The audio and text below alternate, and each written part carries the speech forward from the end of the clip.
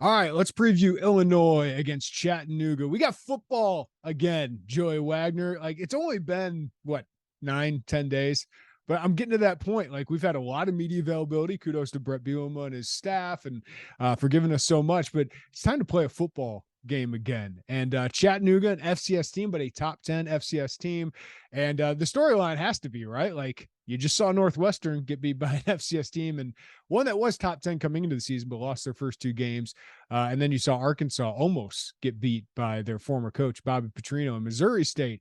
So Missouri Valley, pretty dang good.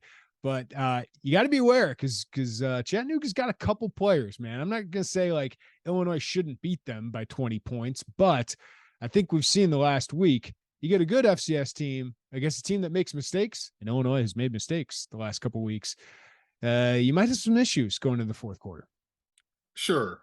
I preemptively Not buying it. I just okay, yeah. Northwestern. No sweating at all. I'm not saying I do think Illinois is going to win this game. I don't think it's a hot take or unexpected. I just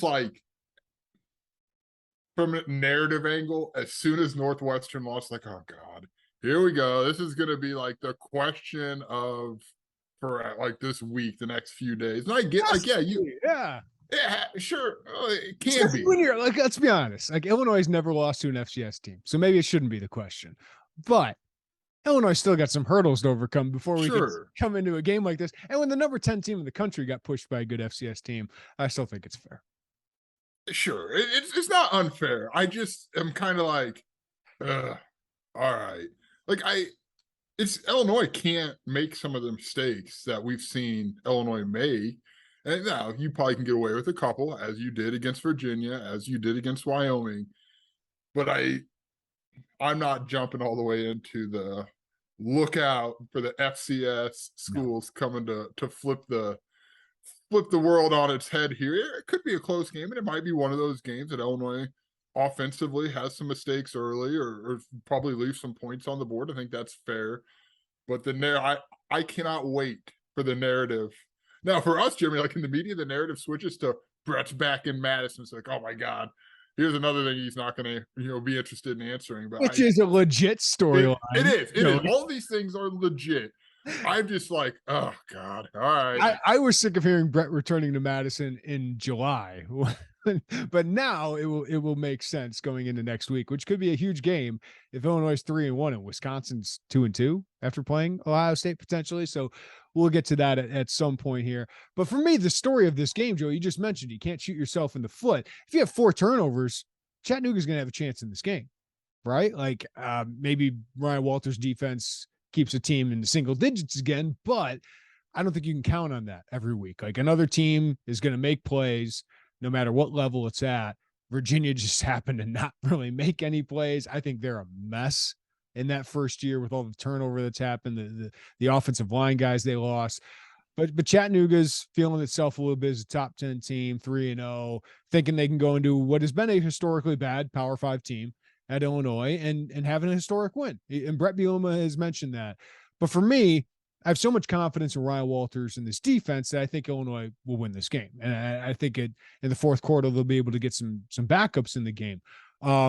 Chase Brown is the best player on the field and one of the best players in the Big Ten right now. So I think the fact that you have those two things, I think this staff continues to accrue the credibility that some of the things of the past are in the past. But we still saw the Indiana game, right? We've still seen 8 turnovers over the last 2 weeks. If Illinois has 4 turnovers again, this could be a game. If Illinois cleans that up, I think this will be what you want to be Illinois versus an FCS team, that they should take care of business on defense. They'll move the ball offensively. Chase Brown will have a dominating day, but you can't have 4 turnovers. And, I asked this week with Barry Lonnie, how do you address that? They do it every week in drills with ball security. He said, we just make more of an emphasis. We talk about it more, and we don't want our guys to be too conservative here of not fighting for extra yards or not throwing it into a spot where you can make a big play. But you also just need to be aware we need to take care of the ball better. So I'm interested to see how that plays out. I thought that answer, Jeremy, from Barry Lonnie was fascinating. We're not going to play scared, because there were times last season And maybe some of this is from the top down, but there were definitely times last season where it's like, okay, they're inside the 15. They're just going to try to find a way to punt this thing out of here eventually. Like, it just felt like they were conservative at times. And now we still got to see what that looks like if, whatever situations are presented. But I just thought Barry Lunny's answer to, we're not going to play scared and, like, fear this turnover bug, but there are ways to go in there and make sure that that's not something that can get you beat by a team you shouldn't lose to. It's a great point, because last year they would get a lead and basically play ball protection the rest of the game, right? And they got away with it a couple times because Ryan Walters' defense was so good. But at some points, you got to score points. Like college football, people score a lot of points in college football, right? At some point, you got to take that next step. And I think this is a chance for the offense to kind of feel itself going into what is probably its toughest matchup of the year at Wisconsin, right? Like that Jim Leonard defense, despite them losing to Washington State on the road, that defense is still elite. And no matter who's playing on that team, the most overqualified defensive coordinator in the country is finding a way to just year after year, just like Phil Parker in Iowa, they are finding a way to be an elite defense. And you're probably not going to score more than 20 points against that team, but you're probably going to have to score that many. So I think it's important for the offense to stay aggressive, to establish themselves against a Chattanooga defensive line that's not a normal FCS defensive line. Devontae Maxwell is a two-time FCS All-American. They have some edge rushers that are pretty good. They got 311-pound nose guard. They got a linebacker in Ty Beck, who's an FCS All-American. So they got some decent players up front, and I think they've limited their opponents to very small amount of rushing yards. Kentucky did not run the ball particularly well against this team last year when, Chattanooga took Kentucky to the fourth quarter. I think it's going to be very important to establish your identity there, but also find some confidence in throwing the ball, maintain your balance that you've had, Joey, because you're going to have to throw the ball most likely at Wisconsin. I don't see Illinois running for 200 yards in Madison. Yeah, and again, like I understand your point from earlier. Like, you don't want to just overlook this like it's nothing, because this is a team that, to your exact point, can beat you if you do exactly the things that they've done. But this also feels like a chance where maybe you start to pop your chest out a little bit offensively in terms of your ability to throw the ball and feel like maybe you can, okay, hey, we cleaned up these mistakes and look at the output we were able to have.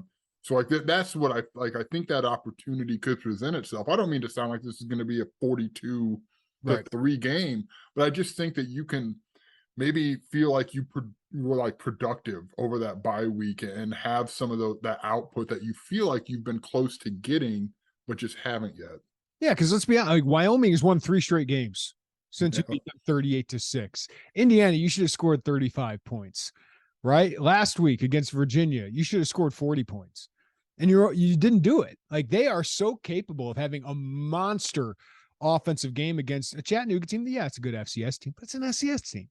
Like, there's a chance to really establish yourself, gain some confidence, and go into Madison with a chance to kind of make a big statement. Well, there's no kind of, dude. That's a huge statement to go in there in Brett's first return and beat Wisconsin. That's a huge statement. Because even though Wisconsin won't be ranked, they're still Wisconsin, right? That is the class. That is what you're trying to be eventually down the line. It's going to take many years to establish what Wisconsin has done, but that is your goal, is to be that team, and to beat that team for a second time in 4 years would kind of be a big moment for Illinois, right? And then you're 4-1, you're going back home to Iowa, right? But you got to take care of business against Chattanooga. I think Chattanooga's offense is in for a rude awakening, though, right? Because they got a good offensive lineman, McClendon Curtis, who is a Power 5 guy. Like, he could play at the Power 5 level, 6'6", 325. They have a good running back in Aleem Ford. I think Illinois has probably played better running backs so far already this year. I think Titus Swen is the best running back they've played all year, and I think Aleem Ford's good, but I don't think he's Titus Swen. In Illinois, gave up some yards to Swen, but I don't think Ford's quite as good. And then a quarterback came from Eastern Michigan. I think, like Peasley, he can make you pay with his legs. So keeping contain is going to be very, very important for them. But I think Ryan Walters is going to bring the heat, and I think he trusts his defensive backs, especially against a a smaller group of Chattanooga wide receivers, got a lot of 5'8", 5'9", 5'10" guys. I think this could be another flex of Ryan Walters' defense this week against an overmatched opponent.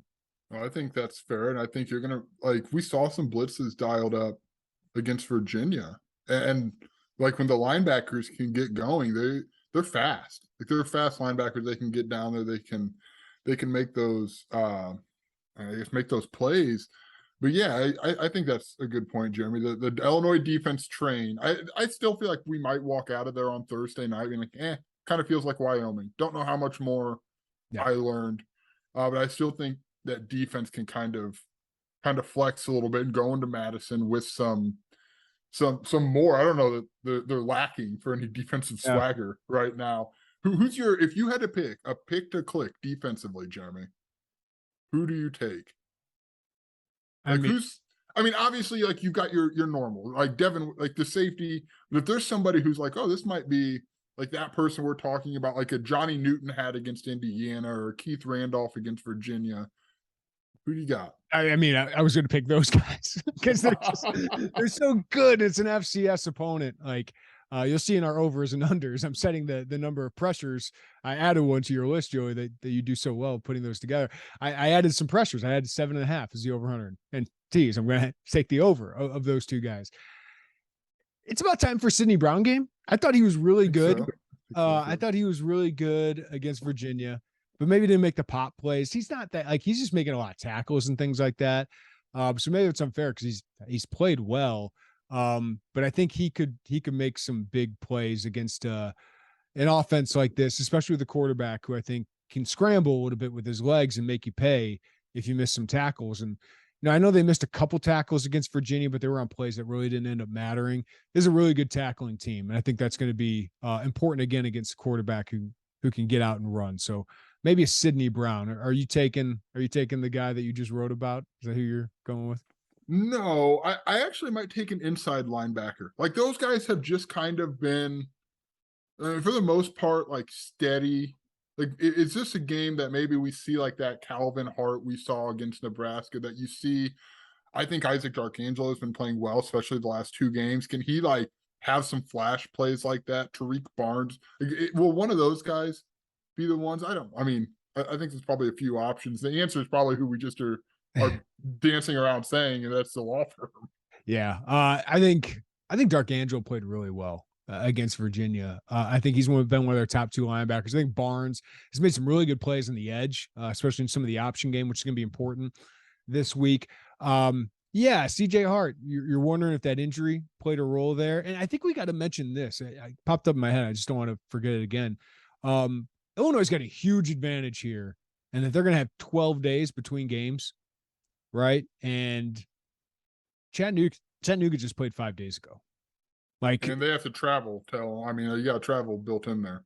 So Illinois got a massive advantage there. Like this should be a tired Chattanooga team still recovering from its last game. Now that was a blowout for them. Maybe rested some guys late. I didn't see the whole film of that game, but like that's a massive advantage for Illinois to be able to prepare for this opponent for this long and then have that rest and to come out at home.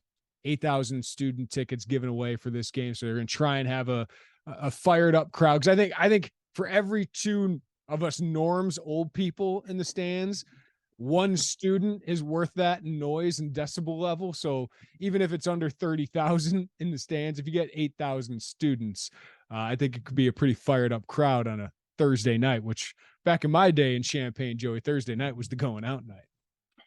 Well, take a shuttle and just pick up anybody you can find on Green Street and bring them to the stadium. I do have one over. I don't know if you want to answer it here. We're going to give it away. We haven't written this down yet. I just thought about it. We have to put over under touchdowns allowed at home 0.5 in this game. That's right, because they haven't given up a touchdown at home yet, right? That's an amazing stat. Do we answer it or do we tease the over-unders? At some point you got to give up a touchdown. I think Chattanooga's offense is capable, right? Like, I don't think they're going to move the ball incredibly well. That is an amazing stat. If it goes into the Iowa game, like my God, if they don't give them a touchdown, you feel pretty good about that continuing given what Iowa's offense has been so far this year. Well, I'll put that in there. I don't know what my answer would be right now. I mean, the score I'm predicting suggests a touchdown, so I probably would go over. Hater. Plus, if you're a man, Illinois giving up a touchdown, like, man, 2 years ago, Joe, or 3 years ago, I might have this Chattanooga team scoring 20-something against Illinois, right? Is do they have a tight end by any chance that they can run off the seam? Like to go up the seam. Missed tackles galore. But like in reality, like that stat is pretty nuts. No matter the opponent. I mean, especially consider it was Virginia. Wyoming's no pushover. Like, right? They've bounced back. That's been a good program. I did not see that coming, by the way, when we left Memorial Stadium that day. Air Force is a good team. They beat Air Force. And then Virginia's a mess, but they got talent, man. They were on like the 3-yard line in the fourth quarter against, for the better part of time, like reserves. And then obviously they went back to the starters. But like at some point, even in like late garbage time, somebody finds their way to the end zone, right? Isn't that why we have so much confidence? Like, I still have, like, I'll say it. Like, if you have 4 turnovers, I think Chattanooga could have a chance here. But that's what I think is going to be necessary, because I think Ryan Walters' defense is so good. Jay Lehman said on this pod, I think the defense is very talented. And then you got Chase Brown and an offensive line that can move people. So I think going up against an FCS opponent with those 2 things known, and then a passing attack that's shown it can at least be solid this year. I have a lot of confidence in Illinois to take care of business here. Plus, I mean, you and I have said it. I think it's a really good coaching staff. I think it's a really good coaching staff that no matter what you say about Wisconsin, Iowa, some of those, they usually end up winning those games, right? Like they don't drop those kind of games that often. No, they don't. And Brett Bielema say it's like we talked to him a couple times last week and now today. He's saying all the right things, right? He said today, he goes, I've never used the term FCS this week. Okay, well, the rest of us have. Like he's not. This isn't one of those. Like I think he's cognizant of how the schedule lays out, I guess is what I'm trying to say, and understanding what's next. And he knows every question that's going to come on Monday, and he knows for him, and then the guys on Tuesday and Wednesday, he knows all that's coming. I think he's cognizant of making sure this isn't one of those. I mean, it's a trap game, right? I mean, I think he's making sure that's not the case. We saw that. We saw that in 2019. Eastern Michigan wasn't an FCS team, but man, that was a pretty jarring loss for Illinois.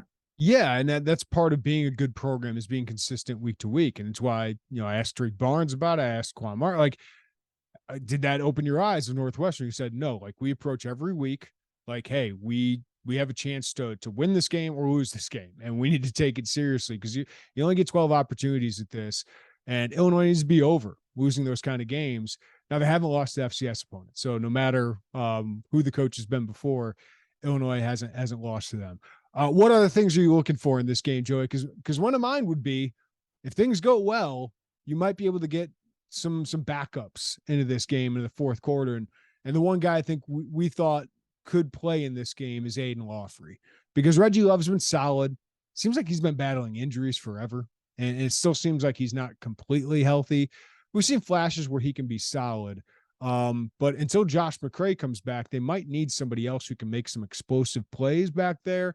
And Aiden Lawfrey is one they've been talking about for a while. We knew as a recruit had that kind of ability. We saw it during the spring game, or saw it during the spring, maybe not the spring game, because he was injured. But I think he's a guy that would be really interesting to watch late in this game. Hank Beatty get more involved if Isaiah Williams can sit late in this game. Aiden Lawfrey potentially getting touches would be something I'd watch for in the fourth quarter. Yeah, I think the two obvious ones are the turnovers, right? Offensively is don't give up the ball. I think I'm really interested in the penalties too, Jeremy. Those have been more like probably than you would expect. Brett Bielema was asked about that today and had talked about, you can live with some of those during the snap penalties.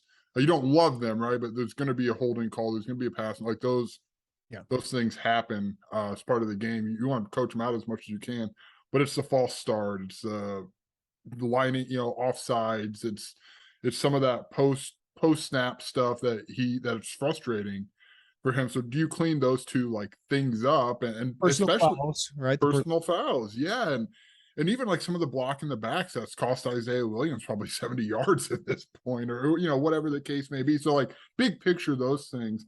But yeah, dude, I'm fascinated. It seems like every week, other than that Wyoming game, like, is this the week that Aiden Lawfrey is gonna like I want to be careful because I don't want this to sound like we think that they've got some like Lamborghini that they've been waiting. Right. But I just think he's so interesting because he's so fast and he's a big enough kid and he's different in that running back room that can add that element.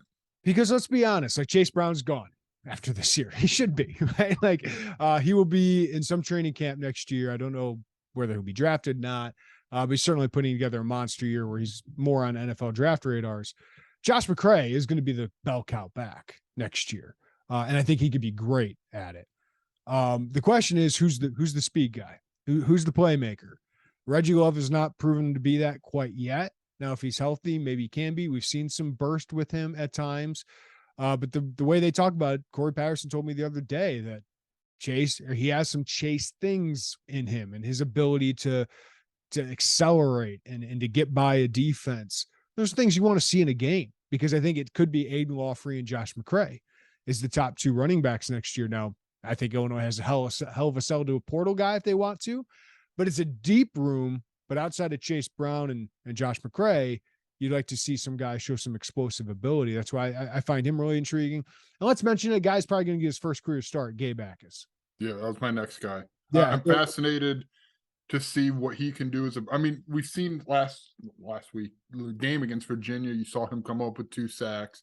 And they've been building, Jeremy, right? Like, I don't feel like those came out of nowhere. You saw him getting back there against Indiana. We've heard about his pass rush moves. You thought that was going to be somewhere that he was going to be able to come in and give them an element of getting to the quarterback.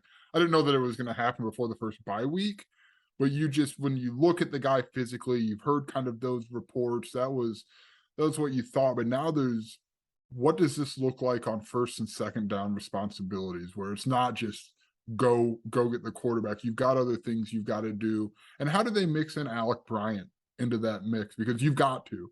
Like, I think there's no more waiting around like, are you going to see him today? You're going to have to see him out there. And will he be maybe a supplemental first, second down guy? Like, how does that particular side of the outside linebacker rotation shake out more than just going and getting the quarterback? We saw after practice on Monday, was it? No. Saw Seth Coleman, Gabe Backus, and Alec Bryant all walking in. I asked you and Scott Ritchie, are those the 3 most impressive looking guys on the team just walking by us right now? Because they look like what you want an edge rusher to look like. And Gabe's actually more massive in that he weighs more than Alec Bryant, but Alec Bryant is certainly a strong man. Those guys have been pass rushers, right? Like, they've come in on third downs, especially against Indiana, and we're pass rushers. And then Gabe did the same thing last week before Ezekiel Holmes got hurt, out for the season now. You just plug Gabe Backus in as a starter. But Gabe, I think you had the stat, Joey, in your story, 5 rushing downs so far. He's had 5 rushing. Well, in the last 2 games, he had more against Wyoming, but Wyoming almost never passed. Right. I mean, so anytime he was out there, but yeah, it's the last 2 games have skewed very heavily towards pass rush situations. So I have no doubts. I mean, Jay Lehman broke down the film. You rewatched him, Joey. Like, this guy's a pass rusher, is incredibly talented and natural at it.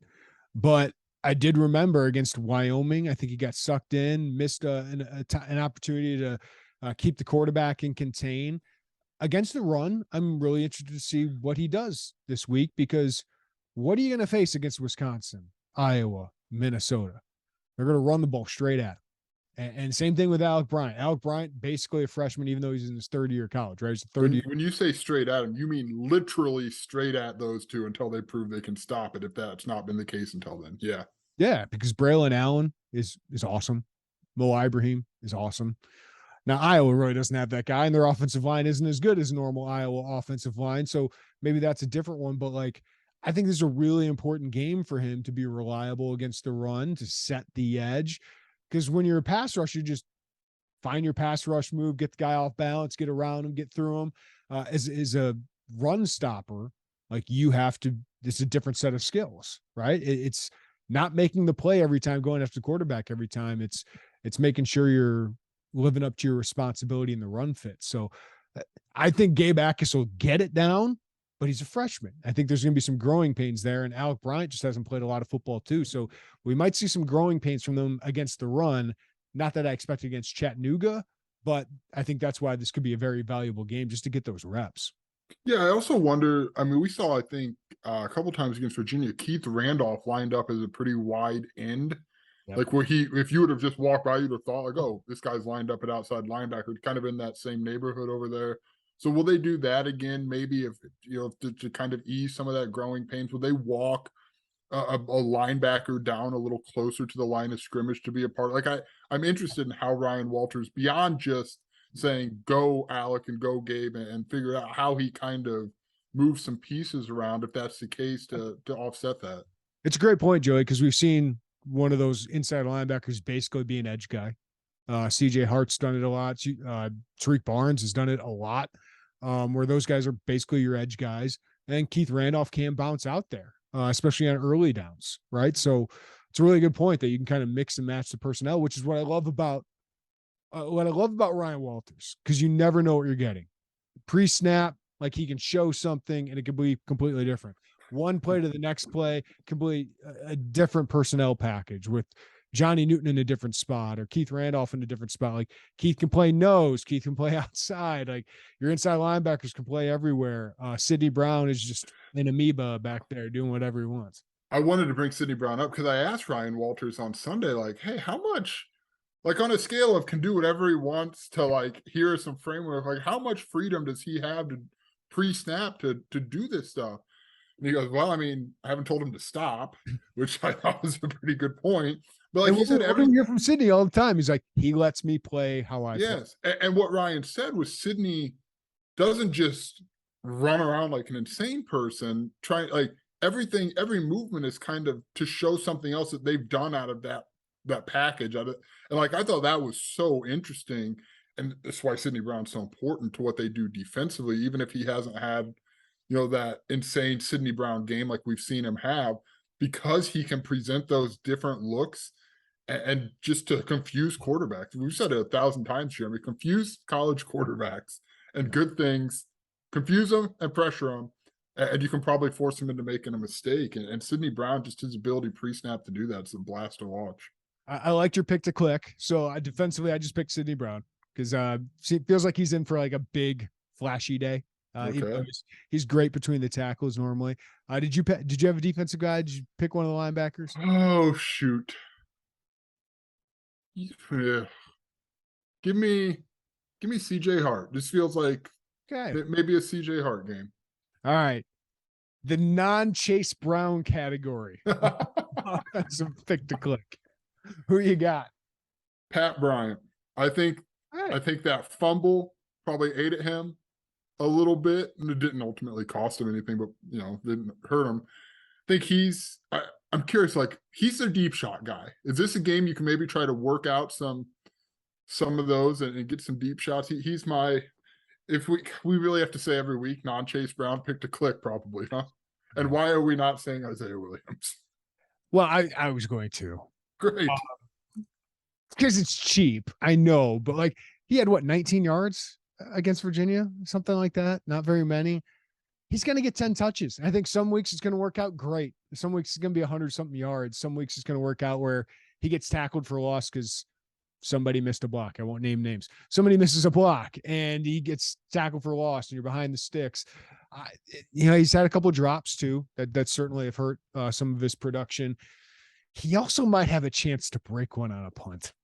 I saw you added that in the over-unders. You're pumped. You're ready for it. I don't know if it's going to happen that often, but it feels like he's going to break one.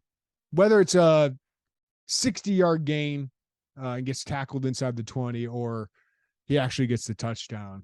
He's really talented back there. Like that move is, maybe he gets hurt on one of these, knock on wood, but like that looks like it's been a really, really smart move.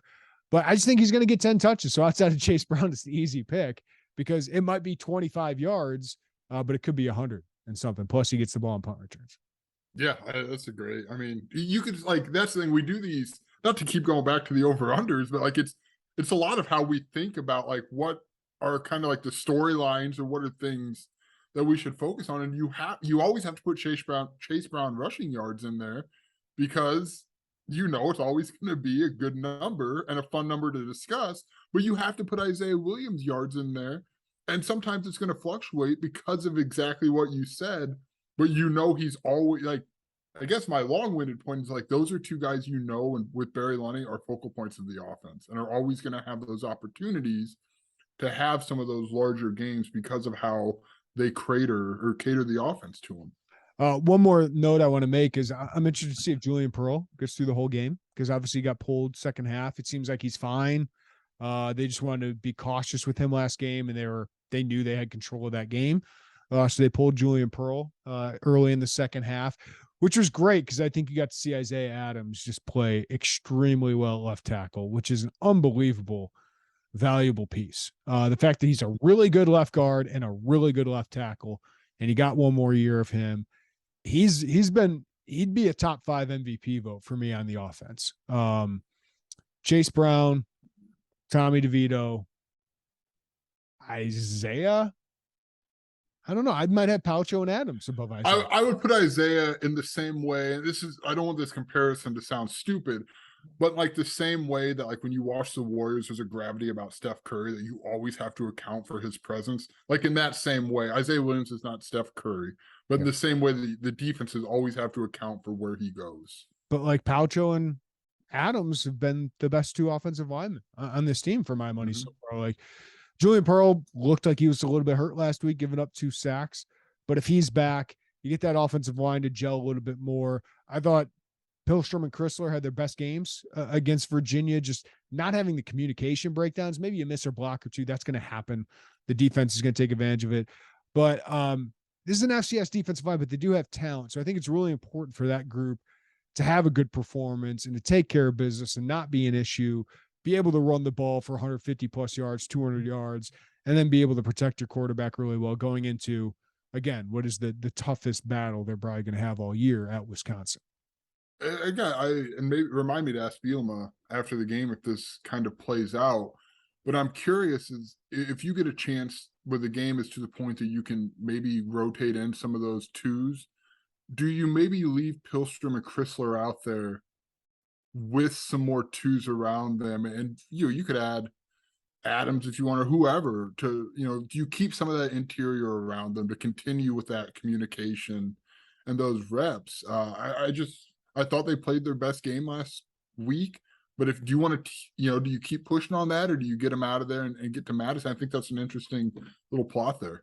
And I wrote about it last week in my notebook, but kudos to Jordan Slaughter, man. Like, I don't think he set the world on fire or anything, but he's been a solid, really relief pitcher for the offensive line. Like, he can come in and clean up some stuff if you have an injury. He started against Indiana, played solidly as a 6th guy. Like, that's not something they've had in recent years. Like last year, their guy was Pihlstrom, right? And I think, but at this time last year, we had no idea who that 5th lineman. I mean, we had idea who was going to, but it hadn't been sorted out, and you certainly didn't have a 6 that you felt that comfortable with at this point a year ago. Yeah. So like he's played 150 snaps, which is I think as much as Pearl so far. Yeah, more than Pearl so far this year. So he's basically been a starter for you, and he's played a serviceable starter. So that's really encouraging when you got 6 guys you feel like you can count on. Like Slaughter's not as physical or as big as Chrysler. I still think he's working back some confidence from that ankle injury, but the fact that you can plug him in there and play and feel like you're solid, I think it's been a very valuable piece and could be if they have another injury at some point on the offensive line. Any leftover thoughts heading into Chattanooga? No, I'm with you, dude. Like I was thinking, like, what if this was a normal week schedule? It'd be about Friday. Like it's Tuesday right now. I'm like, oh my God. Come on. What do we have left here? I'm glad we don't have to wait till Saturday to actually see something new and keep writing. We did see Jeremy that the coaches were out on the road recruiting Friday night. I know we saw on the internets that Brett Bielema, Ryan Walters were at Gasp, Kankakee, where Jair Hill is probably the top prospect still remaining on their board right now, but I thought to see them get out. Brett Bielema has bye-week plans where he and his coaches go out recruiting, go out, get their face out there, see some of these guys.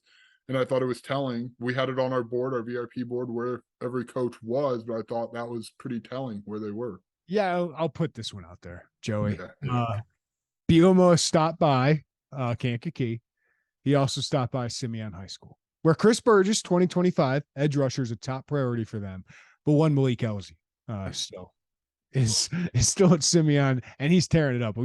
I saw Michael O'Brien a week ago at Sun Times. He said this guy's like right now the runaway player of the year. He's been amazing. Of course, he's committed to Cincinnati. Cincinnati, a couple losses. Illinois trying to show something in the passing game to a 4-star wide receiver. So it's not a surprise. Like there's teams going after JoJo Hayden, who you caught up with. And there's teams going after other Illinois commits. Illinois is going to go after other teams' commits. And wide receiver and defensive line certainly are two big needs of theirs. So I thought it was really smart by Bielema to go where he went. Jair Hill, Malik Elzy, where else would you want him to be? You would not want him to be anywhere else. And it wasn't the second bye week, right? And I don't know if that matters here or there, but that was clearly a pretty.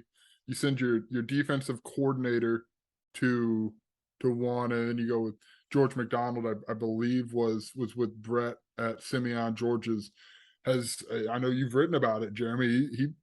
He was the lead one of the two or three lead guys there on Malik Elzy. I thought that was interesting. I thought Brett Bielema said something interesting today.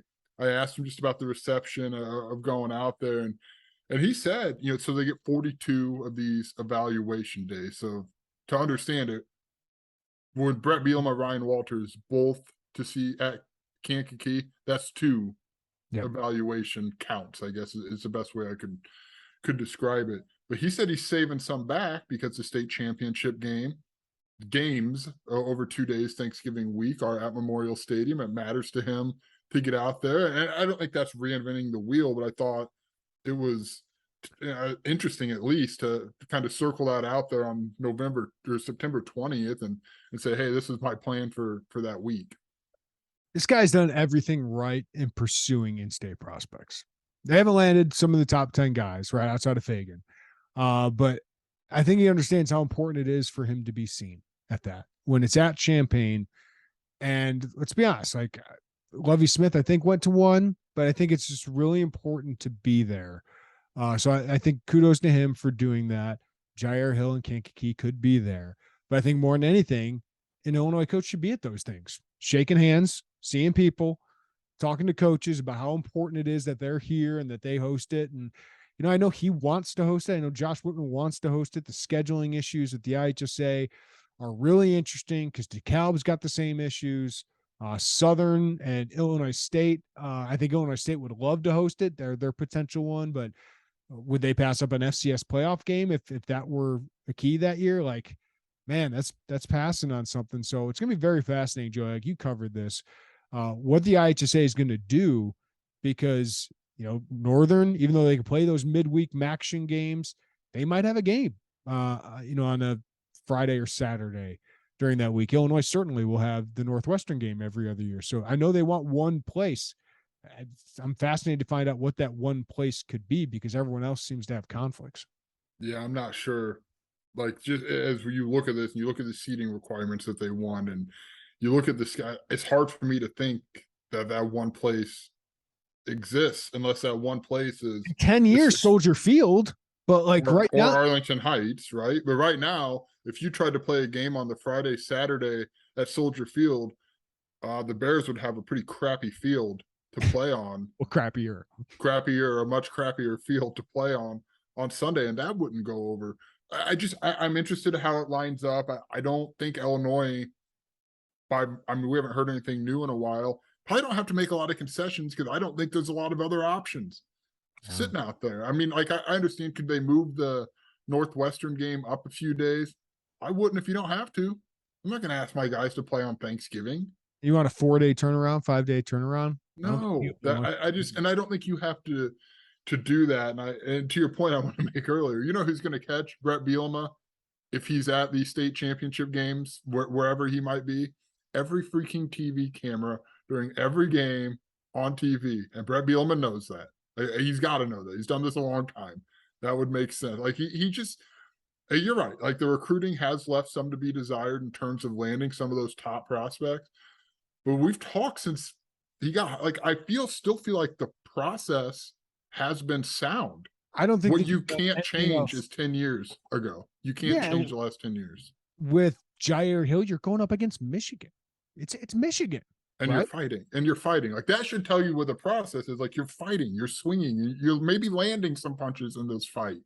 And Malik Elzy, it's like you're going up against a program that just was in the college football playoff, that just had a wide receiver drafted in the top 60, just had 9 guys get drafted last year. They're going to the Big 12. Like, and Illinois had 150 yards of passing offense a game, right? Like on paper, it was kind of amazing that Illinois went as far as they did, but like now you're hoping you can sell wins, you can sell production, you can sell more NFL draft picks in coming years, which I think this next year they have a good chance to have a decent draft class. But that's why it's important to keep evaluating, keep trying it, but you can't give up on it. Like Lovie Smith gave up on it. Like you can't give up on this, because a lot of these kids, where it's TJ McMillan, right? Hank Beatty, Aiden Lawfrey, these guys would like to play close to home. Like it means some of those guys, if you start winning games, you start producing some NFL draft picks. Those are the 2 most important things, right? I think is NFL draft picks, maybe 1, and winning games 2.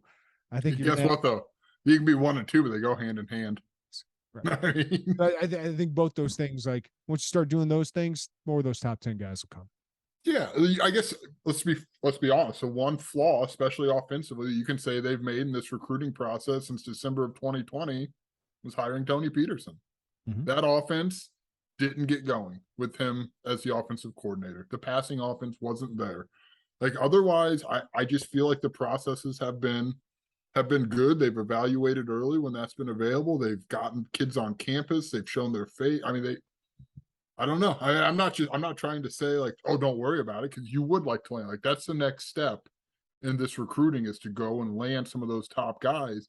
But if you look at, like, I don't know what they could have done differently with Malik Elzy before he committed to Cincinnati. I have no earthly idea what they could have done differently. He loved Illinois.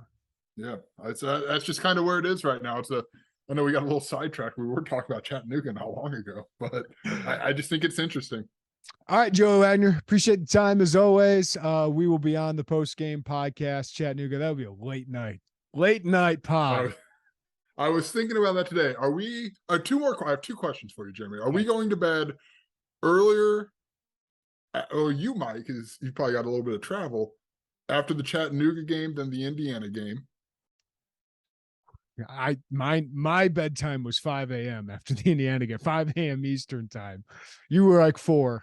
But that was also an FS1 game that basically has games during commercials that tell you those commercials are so long. I think it's going to be earlier than that. 4-hour games, man. That's the payment for all this money that's coming into these programs. Is boy, they're going to eke out those commercials, because that's where all the money's coming from. So I will go. No, I think 5 a.m. is probably going to be my bedtime for this one.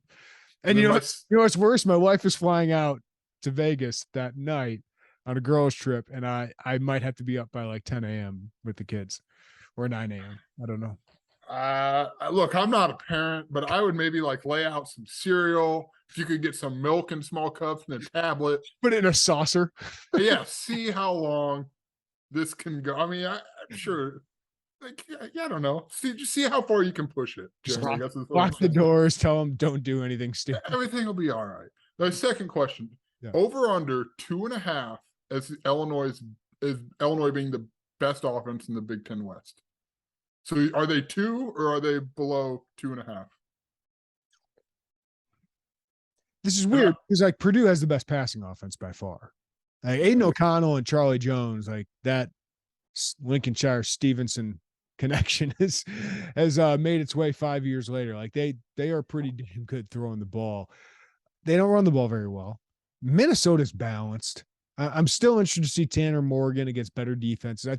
That's my game of the week in the Big Ten, is Minnesota against Michigan State. I'm fascinated by that matchup, because I really do like Minnesota. I just think they're the most balanced team as a whole team. in the Big Ten. Now, I think Iowa and Wisconsin defense is better, but Iowa can't score. And then Wisconsin, Graham Mertz has potential, but it just a lot of Illinois offense in Wisconsin right now. Like the same kind of, you're going to be able to run the ball. Your offense, your passing game maybe can, maybe can't. I would take narrowly the under. But we say this, Jeremy, and Illinois' offense has left so much out there. Yeah. It's crazy. Yeah, they got the potential of a Minnesota offensively, right? I think their wide receivers might be more talented now with Chris Autman-Bell out. Yeah. The quarterback, I know Tanner Morgan is more proven, but I don't know if he's better than Tommy DeVito. I'm just trying to, in my mind, I just went to like the game when Tanner Morgan has to look at Sidney Brown again and just be like, oh God, not this guy. Northwestern's offense is better. Their defense is atrocious. Like that, I wrote it in my rankings. Like they haven't been good since Mike Hankwitz left. They're 4-11 and they're giving up like 29 points a game, which is not what Northwestern is. Northwestern's usually Iowa, right? Like that's usually what they were. So no, not them. Nebraska's offense is pretty good. Like Casey Thompson's pretty good. Yeah. Probably under, but they're top 3 to 4, right? Yeah, they're top 4. Like in certain weeks, they could be the best offense in the. That's what I'm saying. Like that's just look around the West. That's my point. Is like yards. They gotta score. Yes. You gotta be better in the red zone. This team has left so much out there, and this is a legitimate conversation.